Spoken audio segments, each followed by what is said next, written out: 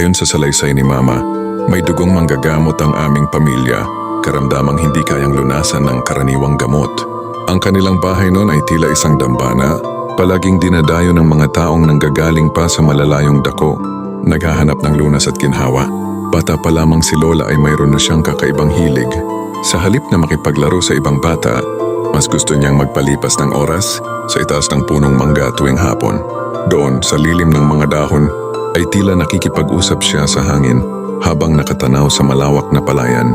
Isang hapon, noong siya ay 14 na taong gulang pa lamang, nautusan siya ng kanyang ama na bantayan ang kanilang alagang kalabaw. Ang bilin sa kanya, bago lumubog ang araw, dapat ay nailipat na ang hayop sa likod ng kanilang bahay. Mga 2:00 ng hapon nang magtungo si Lola sa kanyang paboritong punong mangga. Umupo siya sa malalaking ugat nito, hinahayaang haplusin ng preskong hangin ang kanyang mukha, sa di kalayuan payapang nanginginain ang kanilang kalabaw. Dahil sa sarap ng pakiramdam, dahan-dahang bumigat ang kanyang mga pilik mata hanggang sa siya ay tuluyang makatulog. Nagising siya sa isang kakaibang tunog, ang ritmo ng mga yabag ng bakya sa lupa. Lumingon si Lola at nakita ang 3 dalagang naglalakad patungo sa kanya. Agad siyang tumayo. Nagtataka kung sino ang mga bisitang ito sa kanilang liblib na lugar. Ngunit bago pa siya makapagsalita, masayang kumaway ang 3 at tumakbo papalapit sa kanya na tila ba matagal na silang magkakaibigan. Napakaway na rin si Lola, halo-halong gulat at pagkamangha ang nararamdaman. Nang makalapit, agad silang nagpakilala sa magaan at malambing na tinig. "Ako nga pala si Maria Concepcion," sabi ng isa. Sabay turo sa dalawa pa. At ito naman ang aking mga kapatid na sina Maria Encarnacion at Maria Visitacion. Masayang mangumiti ang magkakapatid. "Ako naman si Divina," sagot ni Lola. "Dina ang palayaw ko." Napakagaan ng pakiramdam ni Lola Dina habang kausap ang 3, ngunit mayroon pa ring malaking katanungan sa kanyang isipan. Ang kanilang pamilya lamang ang nakatira sa lugar na iyon at ang likuran ng kanilang bahay ay puro masukal na kakahuyan. Kaya tinanong niya kung taga saan sila. "Taga-diyan lang kami sa malapit," sagot ni Maria Concepcion. Sabay turo sa direksyon ng kakahuyan, tumango si Lola. Ngunit hindi nawala ang kanyang pagtataka. Ayon kay ni Lola, ang 3 ay nagtataglay ng kagandahang hindi pangkaraniwan. Ang kanilang balat ay makinis, maputi at animoy kumikinang na porselana. Ang kanilang buhok ay tila ginto, kulay mais na makintab at bagsak. Meron silang matatangos na ilong, maliliit na mukha, maninipis na labi, at magagandang mata na may mahahabang pilik mata. Ang kanilang suot ay mga bestidang puti na may masining na borda ng mga bulaklak sa laylayan, at sa kanilang mga paa ay suot ang makakapal na bakya. Habang tumatagal ang kanilang kwentuhan, napansin ni Lola ang isang pambihirang detalye na hindi niya maipaliwanag. Ang 3 Maria ay walang filtrum, ang maliit na guhit sa pagitan ng ilong at bibig. Niyaya ng 3 Maria si Lola na pumunta sa kanilang bahay. "Gusto ka ring makita ng aming ina," sabi nila. Dahil nga sa maagaan ang pakiramdam niya sa mga ito at mataas pa naman ang araw, hindi nagatubili si Lola at sumama sa kanila dahil sabi nila ay malapit lamang ito. Dumaan sila sa harap ng bahay ni na Lola at nagtungo sa may atabay. Doon, sa harap ng 3 malalaking bato na madalas niyang makita, laking gulat niya nang ang mga bato ay naging isang malaking pinto. Doon sila pumasok. Ang bumungad kay Lola ay isang tanawing hindi niya akalaing iiral sa mundo. Ang paligid ay malawak, maliwanag, malinis at nagliliyab sa kulay ginto. Ang lahat ng kagamitan, ang mga kortina, lamesa, upuan at iba't ibang kasangkapan ay gawa sa purong ginto. Sa gitna ng sala ay may mahabang lamesa na punong-puno ng masasarap at malilinis na pagkain. Sa isang sulok, nakaupo sa isang tumba-tumbang. Ginto ang isang matandang babae na abala sa nagaganchilyo. Agad siyang napansin ng matanda. "Oh, nandito pala si Dina," sabi ng matanda sa malalim na tinig. "Paupuin ninyo at pakainin." Tumango at ngumiti si Lola at payukong nagsambit ng "Salamat po." Tumayo ang matanda upang kumuha ng mga plato at kubyertos, inihain ang mga sariwang prutas sa lamesa bago bumalik sa kanyang upuan upang ipagpatuloy ang ginagawa.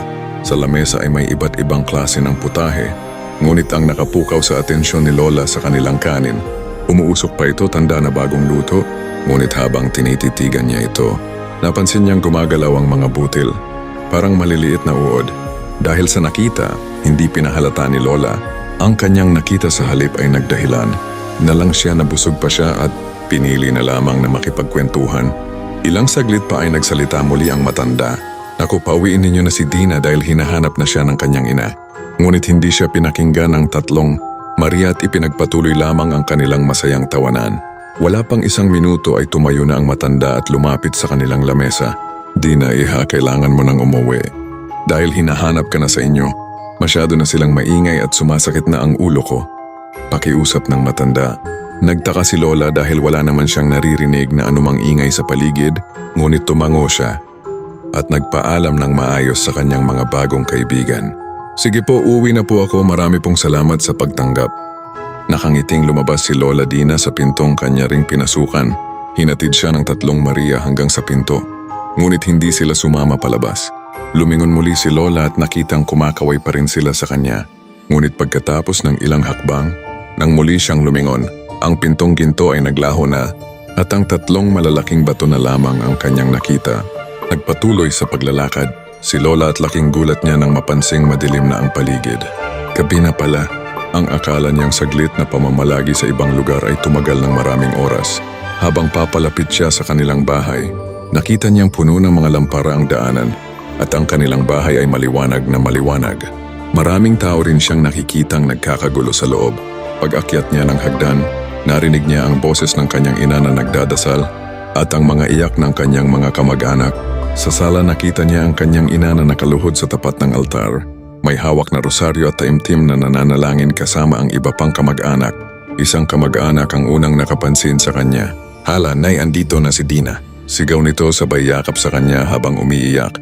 Napatigil ang lahat sa pagdarasal at napalingon. Agad tumayo ang kanyang ina at niyakap siya ng napakahigpit. Lalong umugong ang iyakan sa loob ng bahay. Bakit ang daming tao dito? Bakit kayo umiiyak? Bakit sobrang daming ilaw at napakaliwanag ng bahay? Pagtatakang tanong ni Lola Dina. Saan ka ba galing? Tanong ng kanyang ina puno ng pag-aalala. Alam mo bang kanina ka pa namin hinahanap? Saan ka dumaan? Diyan po sa may Atabay, sagot ni Lola. Sabay turo sa direksyon ng well, tapos dumiretso po ako dito sa hagdan. Sa Atabay? Gulat na tanong ng kanyang ina. Marami nang dumaan dyan kanina pero hindi ka nila nakita. Alas 8 na ng gabi at 6 na oras ka nang nawawala. Akala namin ay kung ano na ang nangyari sa iyo. Kanina pa kami nag-aalala at halos buong barangay na ang naghahanap sa iyo. Doon na kinuwento ni Lola Dina ang lahat tungkol sa kanyang mga bagong kaibigan. Pagkatapos niyang magkwento, agad siyang pinaliguan ng tubig na may 7 uri ng bulaklak, pinausukan at sinunog ang suot niyang damit. Dinasalan din siya ng mga tao upang hindi na siya balikan pa ng mga nilalang na kanyang nakatagpo.